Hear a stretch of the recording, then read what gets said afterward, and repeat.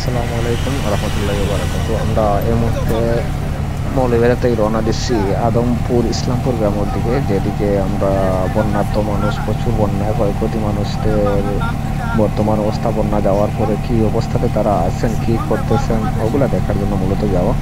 আর কিছু ত্রাণ সামগ্রী নিয়ে যাচ্ছি আমরা। আদমপুর ইসলামপুরের দিকে রওনা হচ্ছি। আশপাশে প্রচণ্ড পানি ছিল এক সময়, প্রচুর পানি, ক্ষতিগ্রস্ত হয়েছে রাস্তাঘাট এলাকা, প্রচুর ক্ষতি হয়, কিন্তু তারপরও মানুষ ঘরে ফিরেছে খুব সুন্দরভাবে। অনেক ক্লান্ত মন নিয়ে তারা ঠিকই আবার ঘরে ফিরেছে। দেখতে পাচ্ছেন আমরা যাওয়ার পথে রাস্তার দিকে যাচ্ছি অনেক দূর, যদিও মৌলভীবাজার থেকে প্রায় 60 কিলোমিটারের মতো কাছাকাছি হবে। সেক্ষেত্রে আমরা সিলেট থেকে রওনা হচ্ছি গাড়ি নিয়ে। মোটামুটি আমরা 4 ঘন্টা গাড়ি চালানোর কারণে আমরা মোটামুটি গন্তব্যস্থানে পৌঁছতে পেরেছি। আশপাশের জায়গাগুলো দেখাচ্ছি। এই রাস্তা তো পানি ছিল, অনেকের ভাষ্যমতে আমরা শুনতে পারলাম এই রাস্তাতে পানি, আশপাশের জমিনেও প্রচুর পানি ছিল।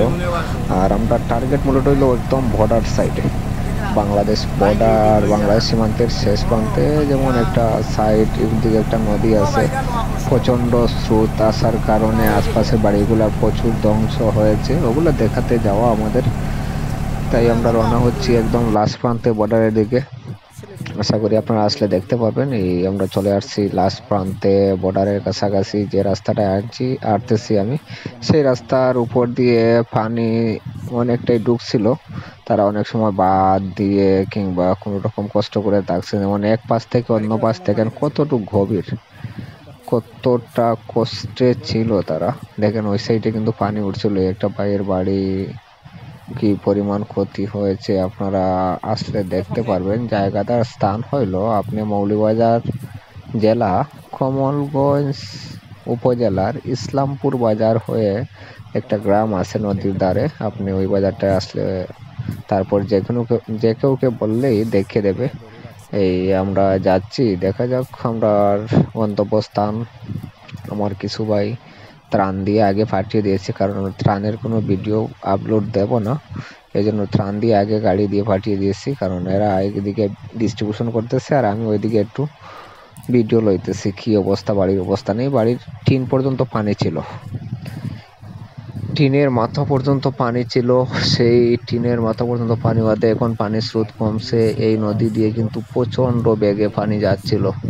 এটা যে বাজার এখানে ছিলেন, আপনারা যদি চান তাহলে কমেন্ট করেন, তাহলে পানি থাকা অবস্থায় যে ভিডিওগুলো আছে আমি ইনশাল্লাহ সংরক্ষণ করে রেখেছি, ওগুলো আপলোড দিতে পারবো, সমস্যা নাই। এখন পানি কমার পরে মানুষের ঘর বাড়িতে ফিরছে ঠিকই, কিন্তু দারিদ্রতা, কষ্ট, মনের বেদনা নিয়ে আবার বাড়িতে ফিরছে, নতুন করে আবার ঘর বাড়ি ঠিক করবে।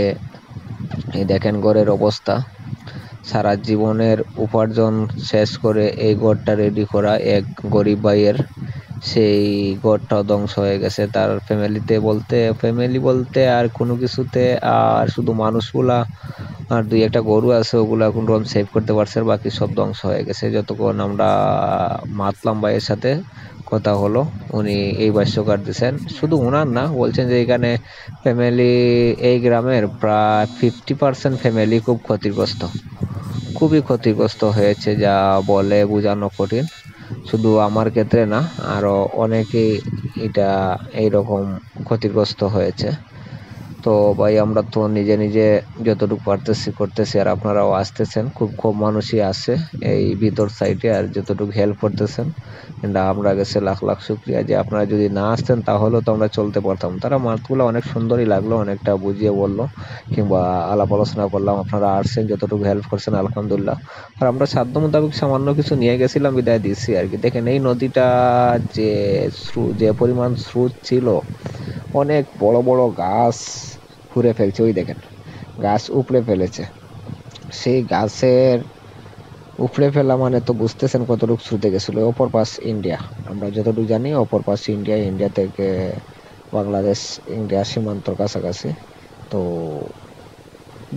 ও সাইডে ইন্ডিয়ার সাইডেও প্রচুর ক্ষতি হয়েছে, বাংলাদেশের সাইডেও প্রচুর ক্ষতি হয়েছে। আপনারা দেখলে বুঝতে পারবেন যে কি পরিমাণ ক্ষতি হয়েছে। আপনারা যদি যান এখানে তাহলে বুঝতে পারবেন। তো আশা করি যদি কেউ গরিবদের হেল্প করতে কিংবা বন্যার্ত ক্ষতিগ্রস্ত মানুষদের কোনো হেল্প করতে চান তাহলে অবশ্যই অবশ্যই যাবেন আদমপুর ফের হয়ে ইসলামপুর বাজার হয়ে বর্ডারের লাস্ট প্রান্তে। দেখেন রাস্তাগুলা পর্যন্ত ভেঙে গেছে, রাস্তার মাটি উপড়ে নিয়ে কোন জায়গায় পালাইছে ওই দেখেন রাস্তায় সাইড পড়ে গেছে। তো অবশ্যই আপনারা যাবেন, যাওয়া গেলে আপনারা মানুষের কষ্টগুলা শেয়ার করতে পারেন। হয়তো আমরা অনেক ক্লান্ত